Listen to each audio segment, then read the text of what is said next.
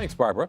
Joining us are Tom Serafin, founder and CEO of communications and public affairs firm Serafin and Associates, Tiffany Sanders, psychologist and owner of Sanders and Associates, and Christine Svensson, principal for Svensson Law Offices. Hello and welcome, everybody. Glad to be here. Thanks, Chris. So the latest Tribune poll shows Mayor Emanuel with about a 10-point lead over Chuy Garcia, 16% still undecided.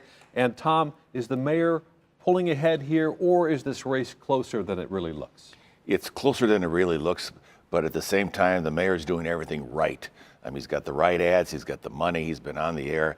Chuy Jesus Garcia hasn't been able to pick up since February 24th. A lot of time has gone by without money on the air. He hasn't had his message there. The mayor is defining who he is, but with 3 weeks left, 2.5 weeks left, he gets on the air, he ignites his people to get out the vote. He's still in the game, but he's got to get to it. I mean, he's running out of time. Tiffany, do you agree that Garcia can close that gap? I think Garcia can. And the problem is people don't know much about him. So he needs to really get out there and reach the radio stations where the individuals who might vote for him may not know that he exists or know much about him. So the more he's out there, more visible, and putting out better commercials. The one that I saw just seemed a little not as polished as you would want it to see it to be. So he needs to do a better job with that. I don't think he has an A team working for him. I think he's got a lot of friends working for him.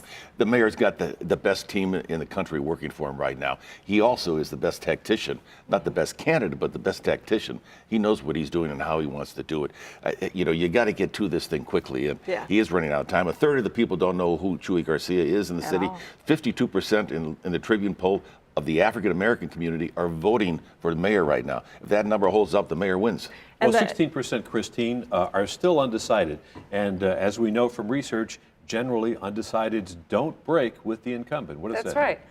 I think Garcia has a great shot at this point. Yes, he's running out of time, but I disagree with Tom in the sense of I don't think Rahm's doing anything right.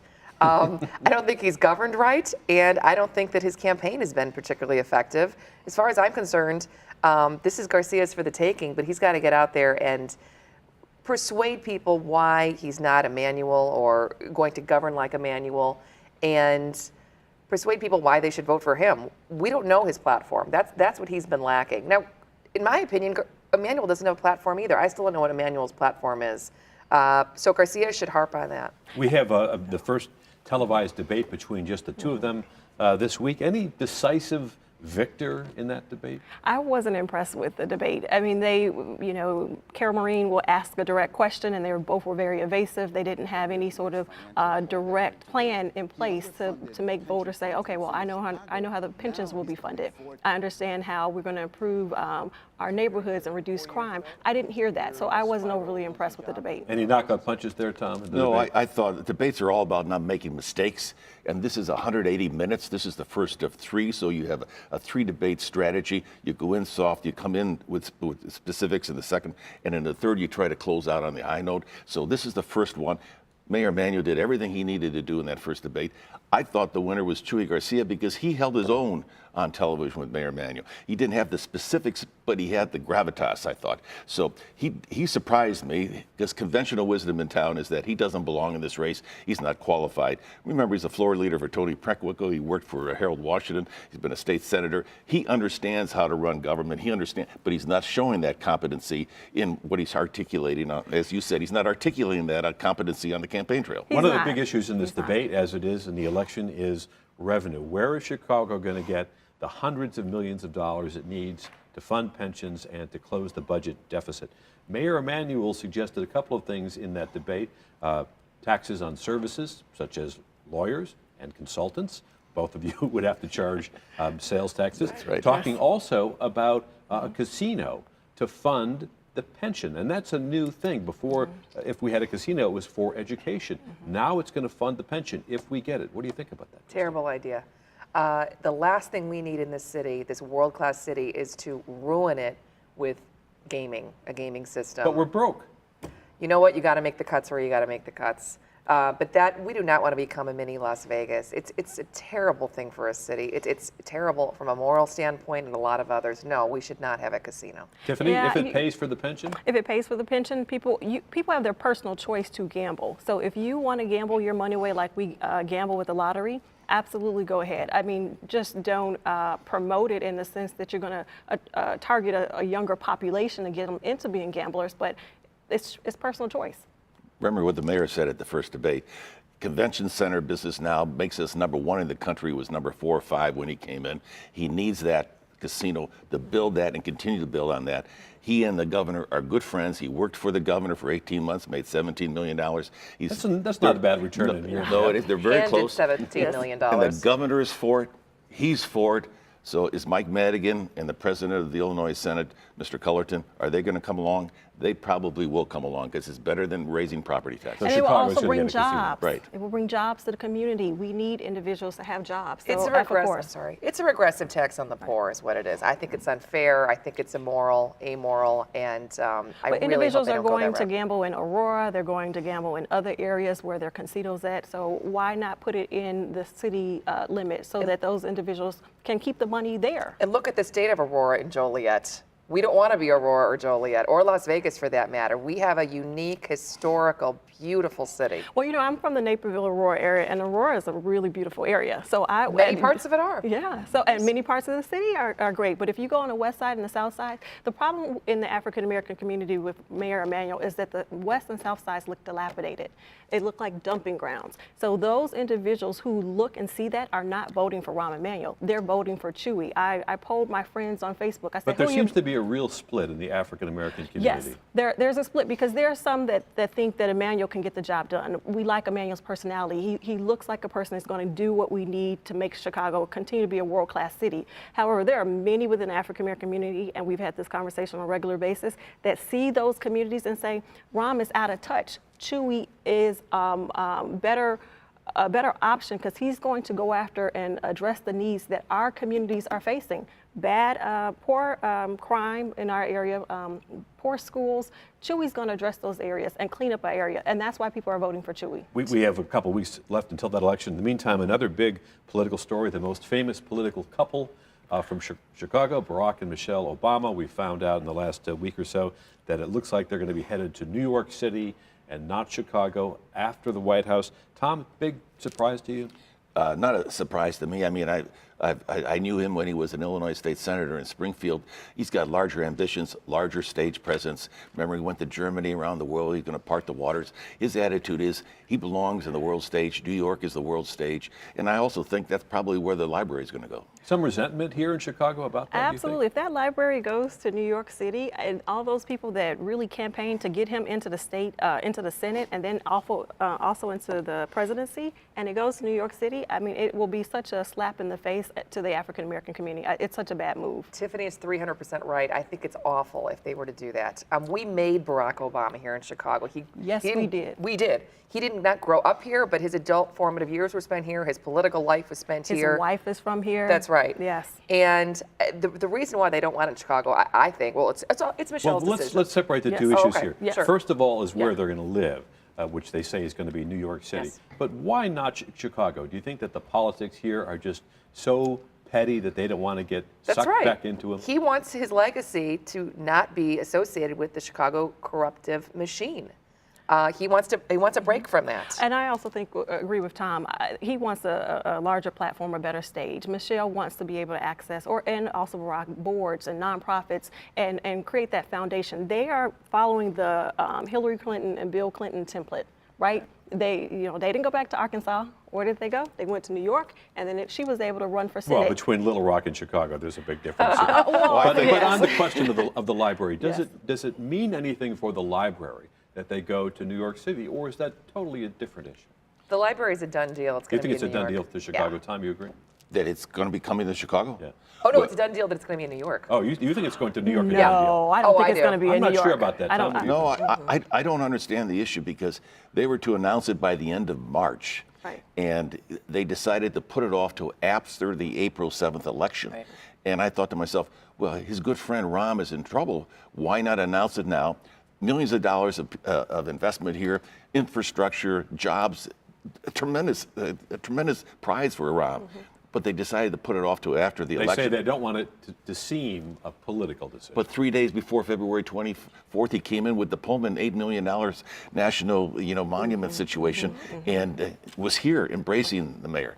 So, remember, this is the White House that moved the political office back into the White House from the executive office building across the street. So politics is in their blood. Most policy decisions are thought of politically before the policy decisions are made. So I have a problem with that. I'm suspicious, and I'm afraid that it might be going to New York City. If it went to New York City, I would find that the people of Chicago would look at him and say, you cheated us. You cheated us out of an opportunity. This will bring a lot of tourism to the area. It will revitalize Washington Park or the UIC area. Why cheat us and we had your back? It will be a poor political move for Barack Obama and Michelle Obama. On another big political issue here in Illinois, we had the congressman from Peoria, Aaron Schock, who was first noticed for his abs on the cover of Men's Health, and then noticed because of the Downton Abbey style of his office in Washington, and then noticed for taking trips on taxpayer dime. Now he's resigning. Tom, what does this say? Is this biblical pride goeth before the fall? You're right, and of course you've seen a lot of it in your career. I worked for Dan Rostenkowski for 10 years, and I handled his situation where he had $17,500 worth of stamps that were somehow mislaid, and he did 18 months up at the farm, as they say, up in Oxford, and Eric Holder was the prosecutor at that time. Spent $4 million to get after him. The same situation here with Aaron Schock, billing the state or the government for $180,000, 180,000 miles, and only using 80,000 miles on the car. I mean, there's a succession of these things, and he represents my family's home in Peoria. Nice kid, won first time for a school district, and a write-in vote. Everybody loves him down there. But his ego and everything is just off the charts, and he's in trouble. And the reason he hasn't said anything is he's keeping his mouth shut. He's not doing what Jesse Jackson did. He's not doing what Rod Blagojevich did. He's trying to negotiate his way out of this. Well, at first he didn't keep his mouth shut. He said, "I'm not some crusty old white guy." Is youth callowness a defense here, Christine? It's not a defense, no. And Tom's exactly right. He's negotiating a deal right now. They have so much on him, and even though he has resigned, all of the investigatory materials that the House has on him are going to the DOJ. Maybe it's already there. It's just a matter of time. It was a smart move for him to resign, essentially, and not play not go the Blagojevich route, and just take your medicine, deal with it like an adult. Tiffany, he said, quoting Taylor Swift, haters gonna hate. Is that what this is about? No, it's not about hating. You think of Republicans, you think of them as fiscally conservative. You think of them as for the people and for the state and increasing revenues to the state. And what he did was he took the revenues that were coming into the state, taxpayer dollars, and he funded his lifestyle. You do not think Republicans will do that. So conceptually, it was a bad move, bad PR, and Politico act like TMZ, and they got him. And his father said yesterday in Peoria that if my son can stay out of jail, he'll be back in 3 years. If he can stay out of jail. If he can stay out of jail. So, I agree. This is all self-inflicted wounds. He fell in love with himself, fell in love with Washington. And, don't forget, there are a lot of people looking for him. He's not on the insider crowd in Congress. He elbowed out Peter Roskin from the majority whip's job a year ago, and he also got on the wrong side of Governor Ronner. So, if you're going to do that, you have to play a clean game. He left himself exposed, and he's gone. And Christine, when we look at former Congressman Jesse Jackson Jr., who is in a federal penitentiary for taking not taxpayer money, but money from his own campaign fund, do you think that he or Schock is in some jeopardy? I do, absolutely. I don't know if his actual acts were as egregious as Mr. Jackson's, but they're starting to seem that way. We're getting these trickles every day, and the more that we hear, the more outrageous that it is. Taxpayers should be outraged, his constituency, everything, and they're going to throw the book at him if he's anywhere close to what Mr. Jackson did. The House Ethics Committee now will cease their investigation as of March 31st, because that's when he resigned effectively. But he's got the Fed, or the G as they call it here in Chicago, looking for him. And we've had so many here in Illinois, unfortunately, make that long trip. It's quite sad. It really is. It is. I want to check in on the Springfield beat. Illinois is very close to passing a new law here, which would give amnesty for underage drinkers.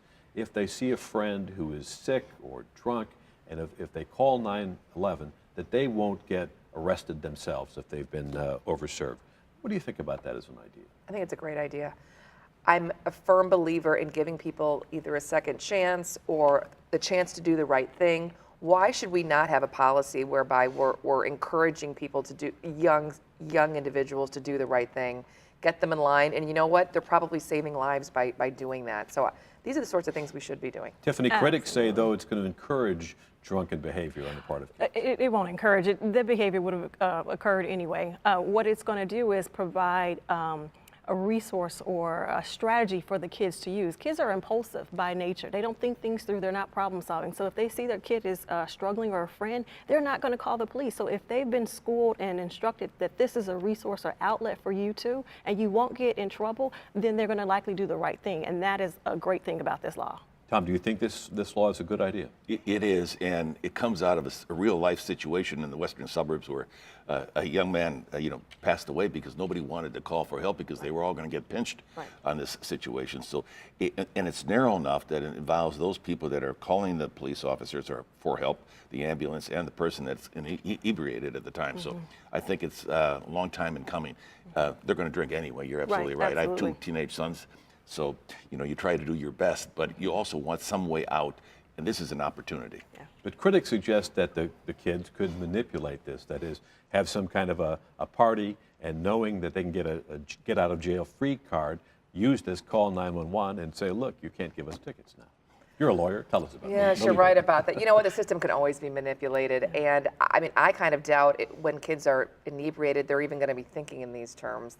Half of them, or most of them, won't even know about the law, but the ones that do and take advantage of it for the right reasons, I bet 80% of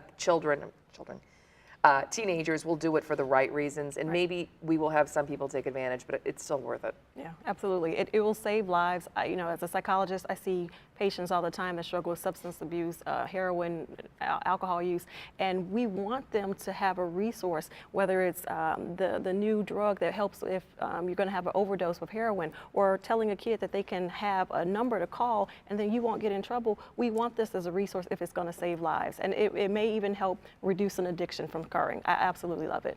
In this legislation, I think, also gives the officer some discretion as to how to apply that law. In the past, he hasn't had that discretion. They've gone in and they have to write the tickets. You call for help, but we also have to pinch you now. You have to spend the night in jail. Illinois already has a law very similar to this for heroin abusers. Is this sort of amnesty for drug abuse, for alcohol addiction, is this a step in the right direction to decriminalize some of these behaviors and get people help? It is, and I'm not opposed to decriminalization of a lot of these sorts of influences.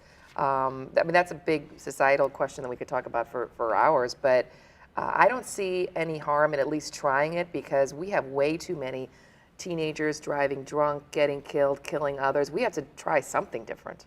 Absolutely, and it will absolutely help save lives. And if we decriminalize these things, it doesn't mean that it's still not a social issue and an issue that will need to be addressed in families. We need to do this related to marijuana usage, heroin, cocaine, because these are addictions which are diseases, right? So if we can get the individuals to understand that they need help and not to be criminalized and put into the penitentiary or the system, that's a great idea. 10 seconds left. Tom, last word for you. Okay, we need to prioritize what we're doing in Springfield, and we're trying to catch up with what's going on around us. $39,000 a year to incarcerate an inmate. Spend that money on rehab.